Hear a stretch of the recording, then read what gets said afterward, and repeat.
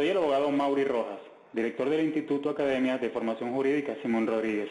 Quiero darte la más cordial bienvenida a esta cápsula jurídica, la cual he denominado Rol del Abogado Defensor Privado en la fase preparatoria penal. Te reitero nuestra bienvenida y te bendigo en el nombre de nuestro Señor Jesucristo. El objetivo general de esta cápsula jurídica, la cual he denominado Rol del Abogado en la fase preparatoria penal, tiene por finalidad describir los aspectos más relevantes de la conducta del abogado defensor privado al momento de dar inicio a esta actividad. Hay que tener presente que no solo la investigación penal es una facultad expresa en el Ministerio Público, sino que también representa un derecho de la víctima, un derecho del imputado e incluso un deber del defensor privado de proponerla en el desarrollo de la misma.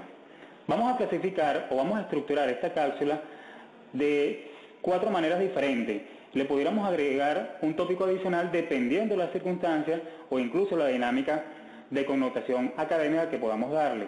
La primera de ellas, o el primer tema, será la relacionada al objeto y al alcance de la fase preparatoria penal. Continuamente les hablaré acerca de cuáles son los trámites durante el ejercicio de la fase preparatoria penal. Seguidamente voy a describirles cómo es el proceso de la actuación policial y los beneficios que aporta esto o esta para la fase de investigación. De la misma manera, cuáles son las funciones y actuaciones del representante del Ministerio Público. Y para finalizar, cuál es la duración de la fase preparatoria penal contemplada en el Código Orgánico Procesal Penal. A saber, hay que tener bien claros, amigo abogado, que el rol del defensor privado tiene que estar direccionado en una sola dirección o en un solo sentido. En este hecho, o en virtud de ello, la fase preparatoria representa el inicio del proceso penal, motivo por el cual la función principal de todo abogado es la búsqueda de la verdad. Reitero, la función principal de todo abogado al inicio de la investigación penal es la búsqueda de la verdad. Ahora bien, ¿cuál es el objeto y el alcance de la fase preparatoria? De acuerdo a lo establecido en el artículo 262 del Código Orgánico Procesal Penal, la fase preparatoria tiene una cantidad de motivaciones y su alcance van a variar de acuerdo a las situaciones de hecho y de derecho. Primeramente, pudiéramos señalarla que el objeto de la fase preparatoria penal va a ser directamente la preparación del juicio oral y público. Seguidamente, la investigación de la verdad, la cual debe ser desarrollada tanto por el Ministerio Público como por la defensa privada. La recolección de todos los datos de convicción, hecho totalmente significativo y que generará diferentes aportes de carácter positivo para el proceso penal. Fundar la acusación fiscal, fundar la defensa del imputado. Todo abogado debe estar pendiente de cada una de estas situaciones porque realmente esto es lo contemplado en la norma adjetiva penal. Y estas son básicamente las diferentes motivaciones y los objetos que bien direccionados se encuentran presentes en la fase de investigación.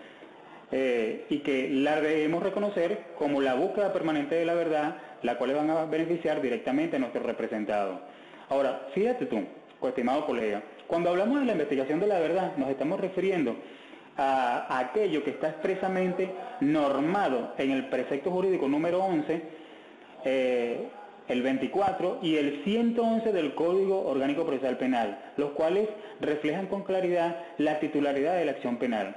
Cuando escudriñamos el Código Orgánico Procesal Penal, nos damos cuenta que en su artículo número 16, específicamente el numeral 3, especifica lo siguiente: el Ministerio Público ordenará, dirigirá y supervisará todo lo relacionado con la investigación.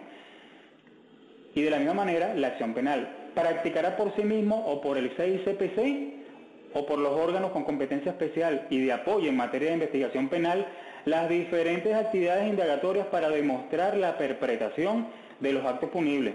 Esto va en plena concordancia con lo establecido en el artículo 111 del señalado código, el cual establece que el Ministerio Público tendrá por finalidad principal dirigir la investigación de los hechos punibles a los fines de establecer la identidad plena de sus autores o autoras y partícipes.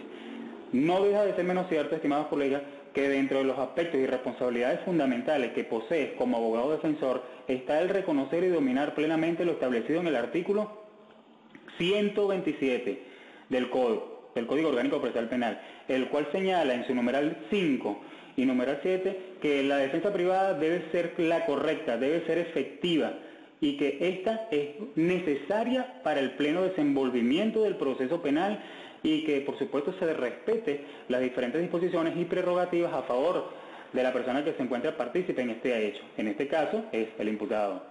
De la misma forma, la investigación de la verdad plasmada y desarrollada dentro de este proceso de búsqueda, sirve y tiene por objeto fundamentar la acusación fiscal. La acusación fiscal, lógicamente, representa una de las instituciones jurídicas adoptadas por el Ministerio Público, la cual se presenta en tres modalidades diferentes. Como actos conclusivos, pudiéramos mencionar que el artículo 297 del Código Orgánico Procesal Penal refleja lo señalado al archivo fiscal. El artículo 300, lo pertinente a la acusación fiscal, y el artículo 308, lo relativo al sobreseimiento de la causa. Pero el artículo, este último que les acabo de mencionar, el artículo 308, refleja: cuando el Ministerio Público estime que la investigación proporcionará fundamento serio para la investigación o el enjuiciamiento público del imputado o imputada, presentará la acusación ante el Tribunal de Control. Quiero dejar claro que es un requisito sine qua non de parte del Ministerio Público presentar elementos de convicción para poder fundamentar la acusación. Debe ser necesario. De la misma forma, la investigación penal desarrollada de una manera aportada de parte de la defensa pública también tiene por finalidad acreditar los hechos que en el escrito de contestación fiscal debe sostenerse y debe fundamentarse en el momento correcto. Ahora bien, cuando hablamos del escrito de la acusación fiscal como institución jurídica, la cual es de extrema importancia, necesaria y exigida para fundamentar los hechos manifestados de manera material de parte del representante del Ministerio Público, también es necesario que este escrito reúna ciertas características. El artículo 308 señala con claridad los diferentes requisitos. El primero de ellos es los datos que sirvan para identificar al imputado. Este escrito debe poseer los datos relativos a la identificación de las personas a quien se le señala como presunto autor del hecho punible. Seguidamente, este escrito debe poseer una relación clara, precisa y circunstanciada del hecho punible a los fines de poder determinar, o por lo menos darle una idea clara al ciudadano juez de control de cuáles son los hechos que se le están señalando a esta persona, o en este caso a este imputado. Que se exprese con claridad cuáles son los fundamentos de la imputación penal. Seguidamente, que se exprese la expresión de los diferentes preceptos jurídicos y el ofrecimiento de los medios de prueba, los cuales son necesarios. Que se deje constancia expresa de la solicitud del enjuiciamiento del imputado y de la misma manera que los datos y la dirección de las víctimas que permitan ubicar a los diferentes testigos y, por supuesto, a las personas que hayan participado en este hecho. Como te puedes dar cuenta, cuando hacemos un recuento, una breve descripción de los diferentes requisitos que debe poseer un escrito de acusación fiscal, es necesario tener claro que la teoría del caso se va a generar acá, empieza desde acá. Recuerda que la teoría del caso es el planteamiento que formula el representante del Ministerio Público como su versión, y de la misma manera es el planteamiento o la hipótesis del caso que presenta o que alega la defensa privada. Ahora, fíjate, fundar la defensa del imputado. ¿Cómo se efectúa esa defensa? ¿Cómo se materializa esa defensa? El artículo 127 del Código Orgánico Procesal Penal reza y establece, determina los derechos que tiene el imputado. En este sentido, el derecho a la defensa que tú debes ejercer, tales como el reconocer y el conocer las actas y los actos del proceso, conocer los cargos los cuales se le imputan a tu representado, tener acceso a un defensor técnico, hacer las diferentes alegaciones que sean oportunamente atendidas y respondidas, promover pruebas y solicitar su valoración, recurrir a las diferentes resoluciones, invocar el amparo a la tutela. Todo esto representa el derecho a la defensa, la cual es exigido y está normado en el artículo 49, numeral 1 de la Constitución de la República Bolivariana de Venezuela. Este es el objeto real de la fase preparatoria penal. Ahora, cuando hablamos un poco acerca del alcance de esta fase de investigación, nos vamos a dar cuenta que el Ministerio Público en el curso de la investigación hará constar no solo los hechos y las circunstancias para fundamentar la inculpación del imputado o imputada, sino que también en aquellos casos que sirvan para exculparlo. En este último caso, el Ministerio Público será obligado a facilitar al imputado los datos que lo favorezcan, y esto se encuentra establecido en el articulado 263 del Código Orgánico Procesal Penal. ¿Cuáles son los trámites permitidos durante la fase preparatoria penal? El artículo 30 del Código Orgánico Procesal Penal describe lo siguiente: se tramitarán sin interrumpir la investigación y serán, primeramente, propuestas por escrito debidamente fundado ante el juez o jueza de control. Seguidamente, el ofrecimiento de las pruebas que justifican los hechos en que se basan y acompañándola de la documentación correspondiente. Tercero, con expresa indicación de los datos de identificación y dirección y ubicación de las partes. Reza nuevamente y explico que el artículo 30 permite poder desarrollar una cantidad de diligencias y estas no van a interrumpir el proceso o el desarrollo normal de la investigación penal. Al contrario, permitirán estas diferentes diligencias poder consolidar esta investigación, acreditar las versiones o la versión del Ministerio Público y de la misma forma la versión o la hipótesis hecha por la defensa privada. Toda la propuesta que realice la defensa privada al Ministerio Público, todas sin excepción deben ser fundadas y debe ser, por supuesto, por escrito. Ahora bien, ¿cómo lo notifico? ¿Cómo usted notifica estas propuestas de investigación penal al representante del Ministerio Público? El juez le notificará a las partes para que dentro de los 5 días siguientes a su notificación conteste y ofrezca las pruebas. Esto es lo que señala nuestro Código Orgánico Procesal Penal. Pero, ¿qué sucede si no se promueven las pruebas? ¿Qué puede suceder si en el momento oportuno no se promuevan las pruebas que son necesarias o las que usted considera sean las pertinentes? El juez o jueza de control convocará a todas las partes sin necesidad de notificación previa a una audiencia oral que se celebrará dentro de los 8 días siguientes a la publicación del auto respectivo. Debe estar usted pendiente, estimado colega, que cada una de las partes debe exponer sus alegatos y pruebas. Al término de la audiencia, el juez o la jueza resolverá la sección de manera razonada. Recuerde, por supuesto, que el principio de la oralidad es completamente necesaria. Puedo decirle con total garantía y seguridad que la prueba no habla sola. Usted debe hablar por la prueba. Usted quien describe la necesidad, la pertinencia y la utilidad de la prueba. Este es un momento estelar en la vida jurídica de todo abogado, puesto que es en este momento cuando realmente se va a materializar la defensa jurídica penal de una manera exitosa. Ahora, ¿cuál es la práctica de la diligencia de investigación? Solicitadas por las partes.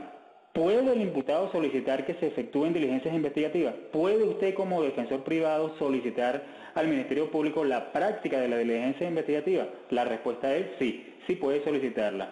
Usted debe estar pendiente del artículo 287, el cual señala y refleja y le permite incluso al imputado lo siguiente: el imputado o imputada, las personas a quienes se les haya dado la intervención en el proceso y sus representantes podrán solicitar al fiscal la práctica de diligencias para el esclarecimiento de los hechos.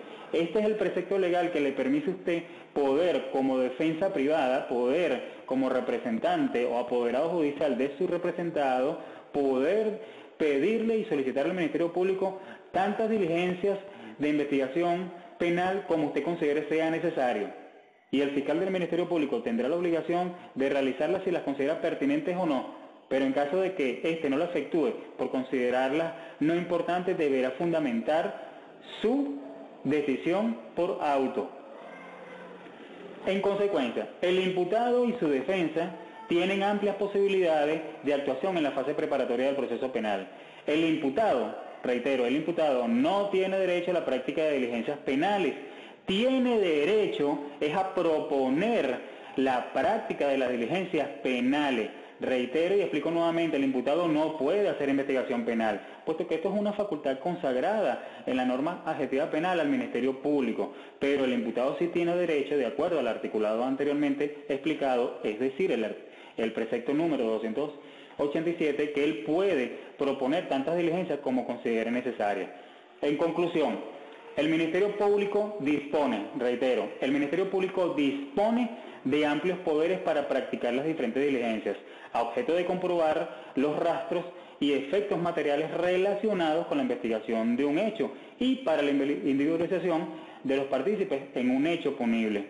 Y usted se preguntará, como abogado defensor o como imputado o como apoderado judicial, ¿por qué y para qué se proponen las diligencias? Es necesario, puesto que la norma adjetiva penal refleja con claridad que es una facultad y es una atribución del Ministerio Público, pero también la misma norma jurídica expresa, me refiero por supuesto al Código Orgánico Procesal Penal, que el imputado a través de su apoderado judicial podrán proponer la práctica de las diligencias de carácter penal al Ministerio Público. Y son necesarios porque estas van a poder van a poder ofrecer una cantidad de elementos de convicción para poder fundamentar no solamente la acusación, sino para fundamentar de una manera sólida y clara el escrito de contestación fiscal. El tema del cual les voy a hablar a continuación es de relevada importancia, puesto que trata acerca de las diferentes actuaciones desarrolladas por los funcionarios de policía como partícipes en el proceso penal de una manera indirecta.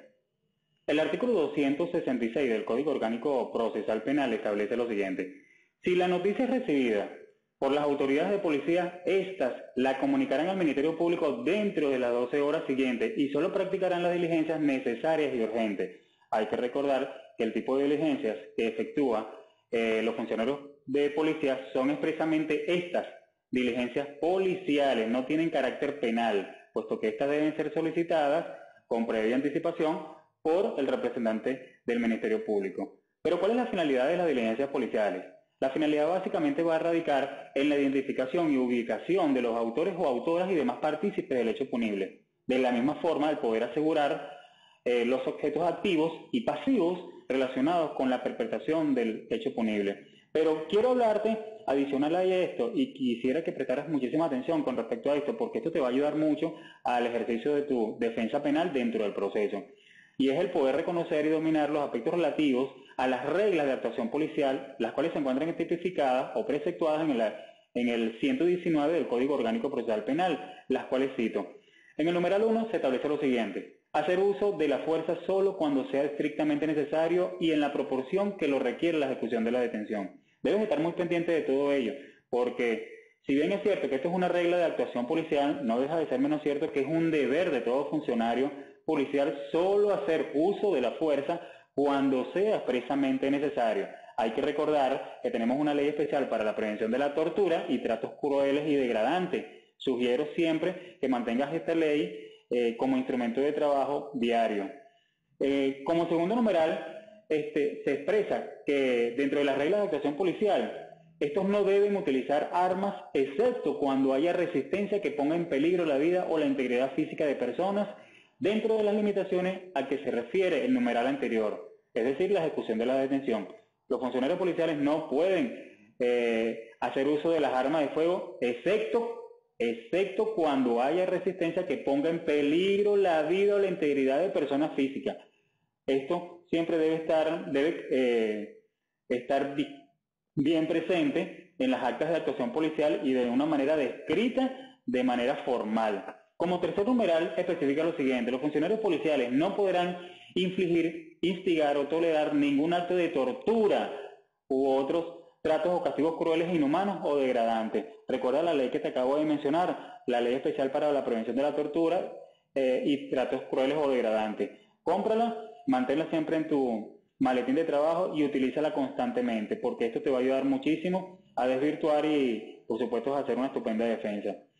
También, los funcionarios públicos no podrán presentar a los detenidos o detenidas a ningún medio de comunicación social cuando ello pueda afectar el desarrollo de la investigación. Es totalmente inaceptable que esto se presente. No puede haber posibilidad de que los funcionarios policiales presenten a los detenidos a los medios de comunicación, porque se les estaría violando sus derechos humanos y, en este sentido, por supuesto, el derecho a la defensa. Y de una manera muy flagrante se estaría violentando el debido proceso.